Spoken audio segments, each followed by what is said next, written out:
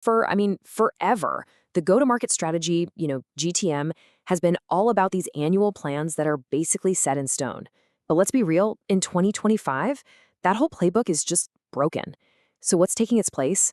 We're going to dive into how AI is completely rewriting the rules of strategic forecasting, turning it from this, dusty old document into a living, breathing system. So let me ask you something. That annual plan, the one you spent months putting together, is it already out of date? In a market that can totally change in a week, sticking to a static plan is kind of like trying to find your way around a new city with a map from like a year ago. The answer isn't just to get a better map, it's to use a totally different kind of tool. And this shift we're talking about, it's huge. Think about it. Traditional planning, that's your old paper map. Yeah, it gives you a general idea of the direction based on how things used to be. But AI-powered planning, that's your live GPS. It's not just looking at historical data. It's using predictive insights to reroute you right now, in real time. It doesn't just show you the road. It actually anticipates the traffic jam before it even happens. Okay, so to really get why this new way is so powerful, we've got to understand the problem first, right? So let's take a look at exactly why the old ways of planning just aren't cutting it anymore. The truth is, the world is just moving so much faster now. Market cycles are way shorter, how customers behave seems to change overnight, and we are absolutely drowning in data, but starving for real, actual insights. You throw in some crazy competition and all these external shocks, with the economy or supply chains, and it's pretty clear why a rigid, old-school annual plan is a huge risk to your business. And really, it all comes down to one big problem: lag. There's this massive gap between when you do the analysis and when you actually execute the plan. And by the time your, perfectly crafted strategy finally goes live, the market's already gone and moved on.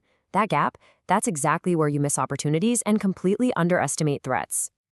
So, if the old playbook is toast, what's the new one? Well, it's all about embedding AI right into your forecasting. It's about moving from making educated guesses to operating with genuine, hard intelligence. It really all starts with predictive analytics. See, AI doesn't just glance at last year's sales figures. It pulls in everything: historical data, live data, stuff happening right now, to build forecasts that actually learn and get better over time. Think about that. Every single new piece of data doesn't just tweak the forecast, it makes the whole model smarter. And that leads us to one of the coolest things AI can do: scenario planning.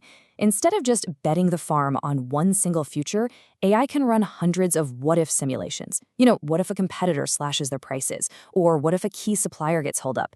You can literally stress test your plan against all these different potential futures, so you end up with a strategy that's truly resilient, not just wishful thinking. And look, this is not just some academic theory. It has a real, measurable impact. Get this. There was this B2B SaaS company that used AI to check out what their competitors were up to. It found out a major rival was launching a super similar product at the exact same time.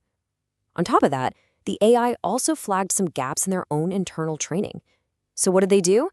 They pushed their launch back 6 weeks, fixed the training issues, avoided the head-to-head clash, and bam, they improved their product adoption rates by an incredible 28%.